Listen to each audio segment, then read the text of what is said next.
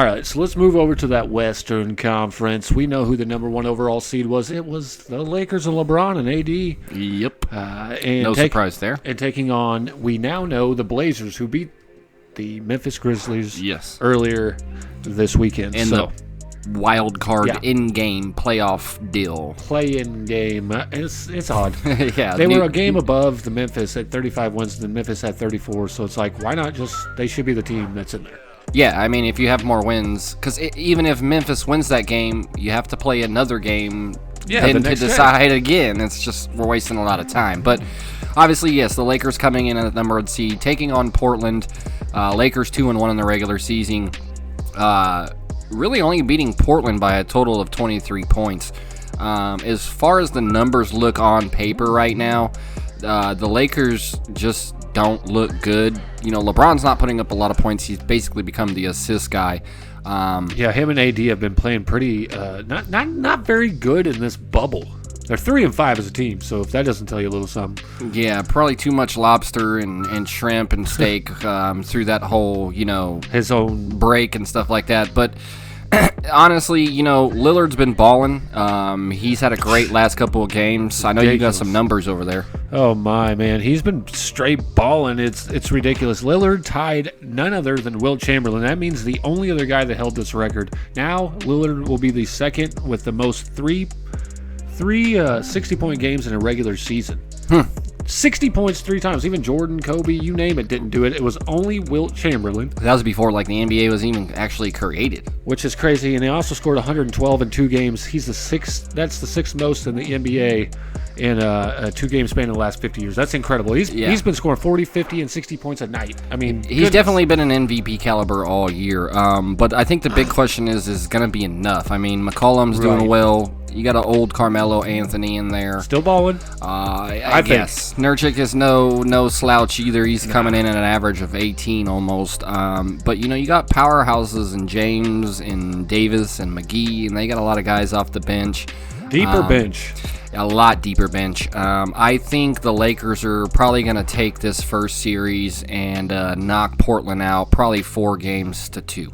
I actually have it swung the other way with Portland winning 4-2 because I think this is going to be the biggest upset you'll see. I think the way LeBron has been playing and AD in the regular, bubble season, if you will. But these LeBron people are going to argue with you that LeBron always steps it up in the playoffs. Well, if he does, okay, he does at times, but he also hasn't a time where he got swept a couple finals appearances, if you don't remember that. That's true. But I'm just saying, before the season came to a halt, the Lakers were actually 7th in the league in field goal percentage. They are now second to last to 22 different teams. That means they were the 20th ranked of 22 teams in points per game and field goal percentage. That's just terrible. I just don't think, unless they figure something out, which I know LeBron will. I know it's LeBron. LeBron needs to work on not shooting 60% from free throw. Yeah, I mean, he's what, didn't it say something like 69% or something like that for him in the playoffs? Or I mean, the restart of the bubble, and he's 70.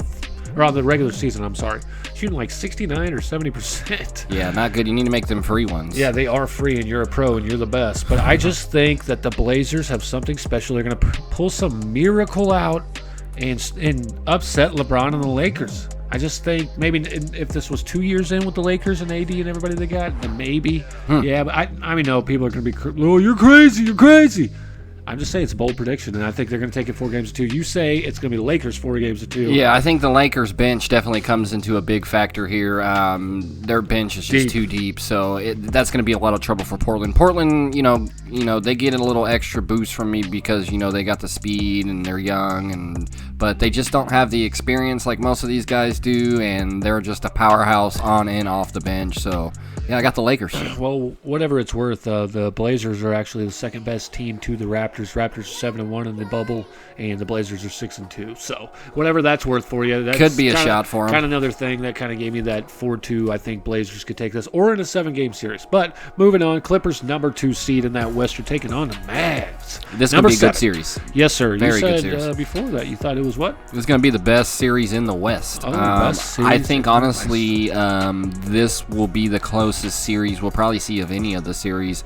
In the regular season, obviously, the Clippers taking 3-0 by a total of 33 points. But here in the last couple of games, the Mavs have been really putting it on with Luka, obviously Porzingis, Tim Hardaway Jr., 83.9 points per game. The Clippers have been looking a little shallow, and as long as the Clippers can stay healthy, they should take this. But I'm going to have the Mavericks winning this series 4-3. Wow, in a 7-game series, Mavs winning. I really like the Clippers. I think Kawhi Leonard, if he's as long as he's healthy, he's the best person on the court anytime he plays anybody. Honestly, I think the Clippers' biggest rival, other than the Lakers, is going to be the Mavs. Right. I mean, I'm just afraid of Luka, not being able to finish or become. I mean, I know he's a clutch shooter and stuff like this, but he hasn't had this, long period of time in the NBA yet. He's still getting started, but he's phenomenal. Don't let me say he's not. Another MVP candidate. Yeah, don't let me take anything away from this man's game. He's great. He's a great ball player. I just don't think they have a big enough team that can overcome Paul George, Kawhi Leonard, Lou Williams, Patrick Beverley, Marcus Morris, you name it. They got a great team. And then you're coming off a guy who's won a championship last year. He was already here last year with Kawhi Leonard. Yeah. 2-time defensive player of the year, And I think he's just gonna shut that down. And I hope he plays Luka because I want to see those two go at it 1-on-1. Yeah, I'm interested to see who actually plays Leonard. If it's gonna be Porzingis or Luka, who actually goes defense on. I mean, yeah, Porzingis can not only average some points. He's averaging 20 right now, but his defense ain't no slouch. I'll tell you that much. Yeah, it's a good 1-2 tandem. I think Porzingis is, if you can keep him on the outside, he won't have a problem. But if there's a drive, I don't think Porzingis is gonna be able to keep up with that. I would imagine Luka will probably take on Leonard in this series. Well, I have the Clippers winning that one 4-2 because I think that's only 2 games for the Mavs. Yeah, so when Luka's on fire, he's on fire. I think he'll score. He's tremendous anyway. He's been scoring triple doubles lately. It's ridiculous. Like it's ain't no thing. Been putting in work. Oh yeah, and he's going to. And he's having a fun time doing it. Yeah, and he's young and he's got a lot of time ahead of him. This is going to be a learning experience for him and the Mavs, especially for him because he's young. Yeah, you got to take that first loss, to really get over it and then be like, oh, I'm going to pull that Jordan moment where it's like learn and adapt. Yes, sir. So I think 4-2. Moving on, Nuggets. Number 3 seed, taking on the Jazz, who are number 6. I don't like the Jazz this year. I don't really like them any year. I don't think they've been real good in a long time. I don't know. The Nuggets have kind of been on a downhill. They were number 1 in the league a couple years ago. Yeah, just last year. Yeah. I just like this Nuggets team. Michael Porter Jr., Bol, a big, tall, skinny tree dude that's going to be blocking, and hopefully he doesn't get ran over because he might break and snap like a twig. He's so skinny.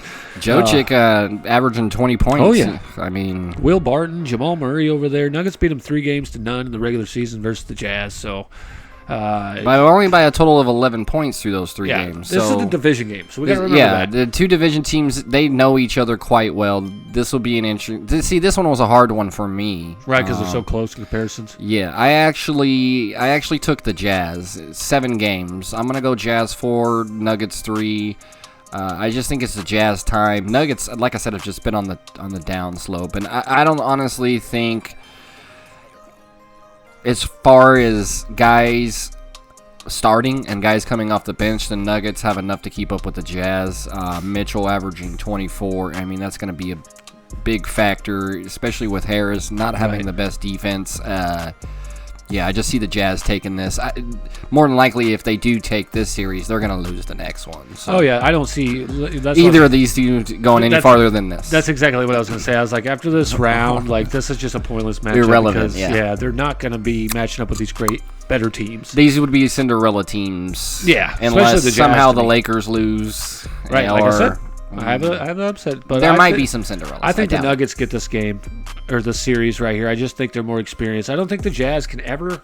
They have something they just can't ever get over every single year, and it falls back all the way back to the Karl Malone and John Stockton games. You know what I mean? There's like a curse in Utah. It really is, and I just don't think anytime soon they have such a good team or strong enough team that's offensively or defensively good enough, or even coached well enough to even make it out of. Yeah, they'll go to the playoffs, but they'll probably never make it out of the first round or second ever again for long periods of time until they get some talent over there. I mean, they do have talent. There's Rudy Gobert, but Bogdanovic. It's hard to say that guy's name, Jesus. Yeah. But, Donovan Mitchell, like you said, and a few other guys I didn't mention. But I don't see this team going any further than after this. And it was kind of one of those toss-up ones. But I took the Nuggets in 6 on this one. So Nuggets in 6, huh? Yes, you got them in a 7-game series. And the very last, but certainly not least, matchup, another intriguing matchup, Russell Westbrook-less Rockets versus number 5 Thunder and Steve Adams. And the Rockets are not only without Westbrook, they're without Gordon, who are two big components of their team.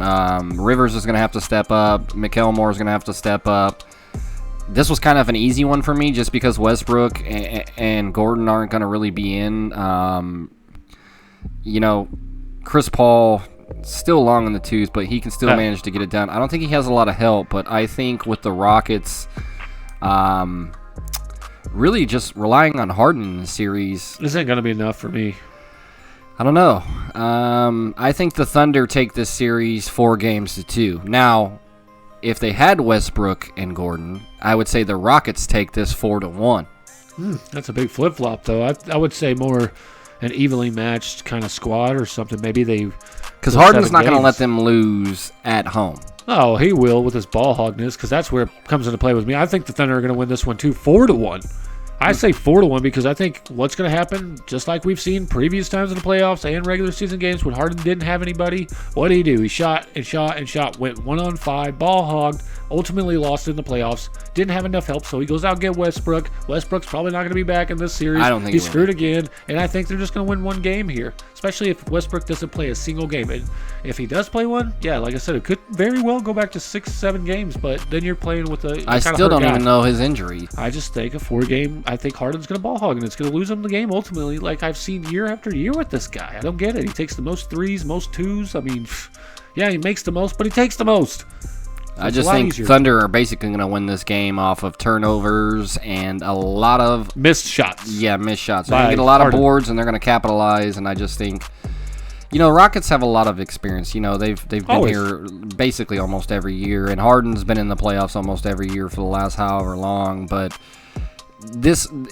not going to be easy for Thunder. These are going to be close games, but like I said, in the end, the Thunder take the series. So. Oh yeah, I thought you might go the Rockets on that one. I thought about it. Yeah, because the way real quick, one more thing. The way I looked at it was James Harden versus Gallinari, Chris Paul, and Steve Adams. That's 1-on-3. We're not, that's talent. 3 good players and 1 good player. I get it. He's James Harden. He's got that step back, but he also shoots Tucker on Adams and Covington on Gallinari. And I don't think Tucker can handle Adams. Yeah, and I don't think Gallinari will have a problem with Covington at all. Nah. So we'll see. Again, this was the Western Conference. So leave your comments down below. Don't forget to like and subscribe if you haven't already. T-Ball, take us out.